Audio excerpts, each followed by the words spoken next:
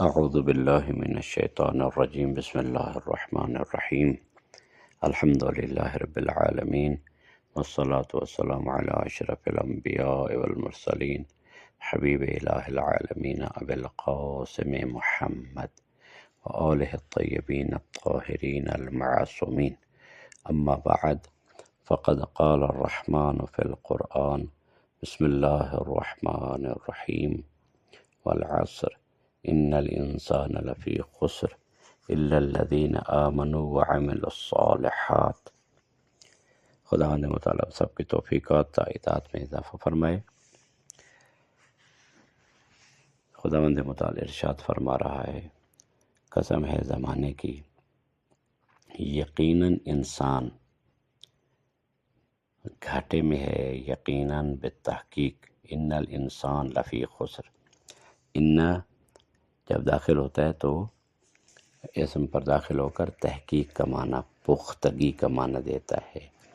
ان الانسان، یقیناً انسان، اور پھر آگے فی کے اوپر جو لام داخل ہوا ہے وہ بھی وہی معنی دیتا ہے، تحقیق کا، یعنی تاکید کا معنی دیتا ہے، تحقیق کا معنی دیتا ہے، یعنی بالتحقیق یقیناً ضرور بر ضرور انسان گھاٹے میں ہے، الا الذین آمنوا وعملوا الصالحات، سوائے ان لوگوں کے کہ جو ایمان لائے اور عمل صالح انجام دیا۔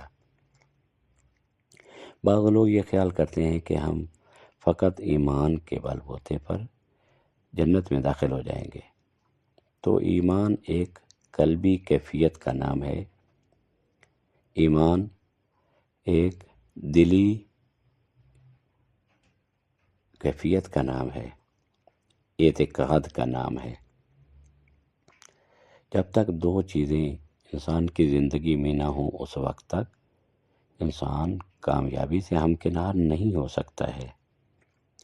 اس کی دلیل کیا ہے؟ اس کی دلیل قرآن ہے اور محمد و آل محمد کا فرمان ہے۔ خود قرآن مجید ارشاد فرماتا ہے کہ تمہارا فقط عقیدہ جو ہے تمہیں کامیاب نہیں کرا سکتا جب تک عقیدہ کے ساتھ جد و جہد اور عمل والا پہلو موجود نہ ہو۔ اس زندگی میں ہم دیکھ رہے ہیں، اگر انسان زبانی پلاؤ پکائے رکھے تو کبھی بھی کامیاب نہیں ہو سکتا ہے۔ اگر ایک انسان کو پیاس لگی ہے تو انسان اگر کہتا رہے پانی پانی پانی، رٹا لگاتا رہے، تو وہ پانی پانی پانی کہنا اس کو پیاس نہیں بجھا سکتا۔ اس کی کب پیاس بجھے گی؟ جب خود پانی پیے گا۔ اسی طرح انسان بھوک بھوک کرتا رہے یا روٹی روٹی کرتا رہے تو روٹی روٹی کرنے سے انسان کی جو بھوک ہے وہ ختم نہیں ہوگی جب تک عملی طور پر کھانا نہ کھائے۔ تو اسی طرح انسان کی نجات بھی اس وقت تک نہیں ہو سکتی کہ جب تک وہ عملی پہلو اختیار نہ کرے۔ دونوں پہلو ہونا واجب ہیں، ایک عقیدہ اور ایک عمل۔ قرآن مجید میں عقیدہ ایمان ہے اور عمل صالح عمل ہے۔ ادھر عقیدہ ہو، اللہ، رسول اور ائمہ اطہار علیہ السلام کے بارے میں مستحکم اور پختہ عقیدہ ہو، اور اس کے بعد عقیدہ کے بعد ان کے بتائے ہوئے اصولوں پر عمل کرنے کا نام عمل ہے، عمل صالح ہے۔ اور عمل بھی اور عمل صالح، ایسا عمل نہیں کہ جو قبول نہ ہو، اس کے اندر صالحیت قبولیت نہ ہو، نہیں، ایسا عمل بھی نہ ہونے کے برابر ہے۔ لہذا انسان کی زندگی میں بہت سے اعمال ہیں کہ جس کو انسان انجام دیتا ہے اور دینا چاہیے، ورنہ اس کی نجات مشکل ہے۔ میں آپ کی خدمت میں ایک واقعہ بیان کرتا ہوں، یقیناً روح پرور اور بہت ہی بہترین واقعہ ہے، جو کہ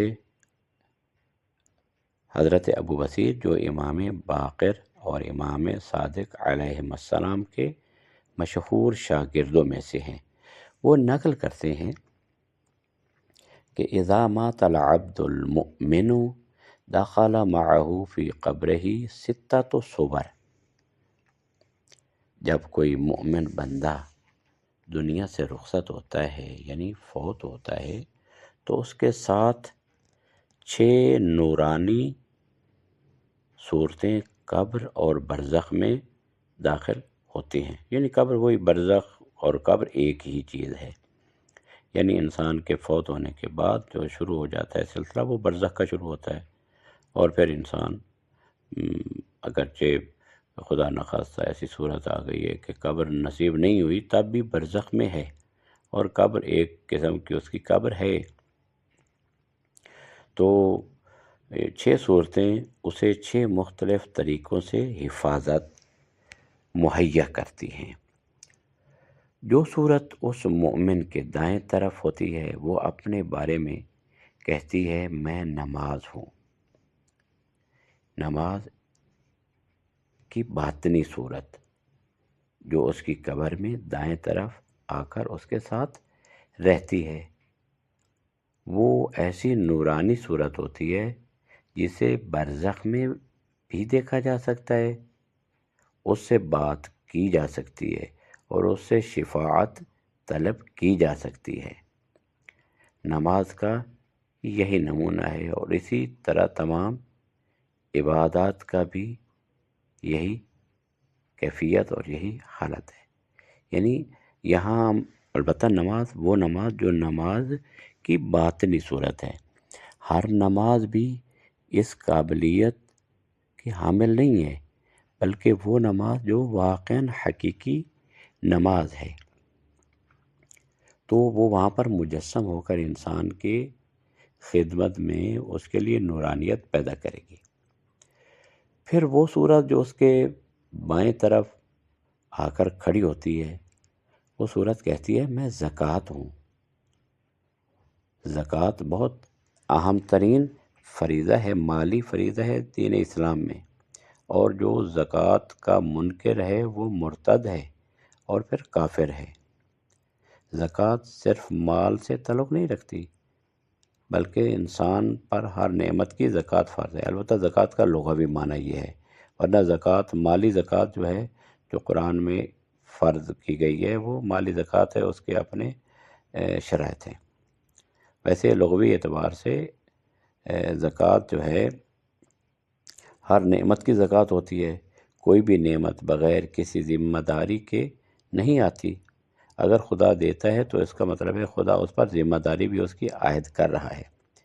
روایات میں آیا ہے کہ زکوٰۃ العلم تعلیمہ من لا یعلمہ، علم کی زکوٰۃ وہ ہے کہ جو کچھ سیکھا ہے اسے ان لوگوں تک پہنچایا جائے جو نہیں جانتے۔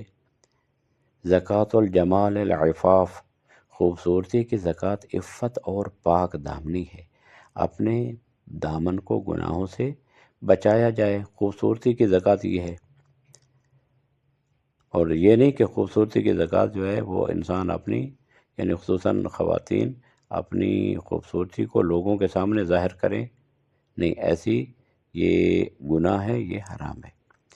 زکوٰۃ الشجاعۃ الجہاد فی سبیل اللہ، بہادری اور شجاعت کی زکوٰۃ اللہ کی راہ میں جہاد کرنا ہے، اور اسی طرح دیگر عبادات بھی زکوٰۃ کے مصادیق میں شامل ہوتے ہیں۔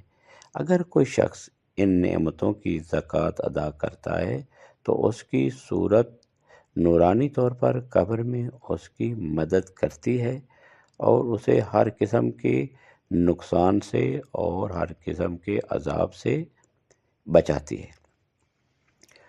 تو وہ صورت جو قبر کے سامنے آ کر کھڑی ہوتی ہے کہتی ہے میں روزہ ہوں، وہ روزہ جو اللہ کی رضا کے لیے رکھا گیا تھا، اس کا باطنی اثر اس صورت میں قبر میں ظاہر ہوتا ہے۔ روزہ جو ہے انسان کے لیے بہت سے مقامات پر کام آتا ہے، فقط یہ بھوک نہیں ہے، اللہ کسی کو بھوکا رکھنا ایسے ہی بغیر کسی حکمت کے پسند نہیں کرتا۔ روزے کے طبی بھی فوائد ہیں اور روحانی بھی فوائد ہیں، لہذا انسان کو چاہیے کہ وہ روزہ کو کبھی ترک نہ کرے۔ خدا نے اس کو روزہ اس پر واجب کیا ہے، اور روزہ اس کے قبر میں بھی کام آئے گا، موت کے وقت بھی کام آتا ہے، اور برزخ میں اس کا ساتھ دیتا ہے۔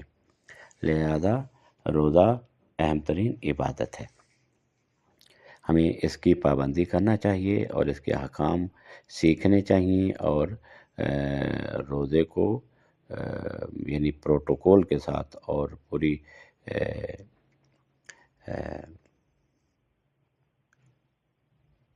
اللہ تعالیٰ کی خاطر یعنی رضائے پروردگار کی خاطر روزہ رکھنا چاہیے۔ اور اتنی بڑی عبادت ہے، خدا فرماتا ہے الصوم لی و انا اجزی بہ، یعنی روزہ میرے لیے اور میں ہی اس کی جزا دوں گا، اتنی بڑی عبادت ہے۔ پھر وہ صورت جو اس کے پیچھے آ کر کھڑی ہوتی ہے، کہتی ہے میں حج اور عمرہ ہوں۔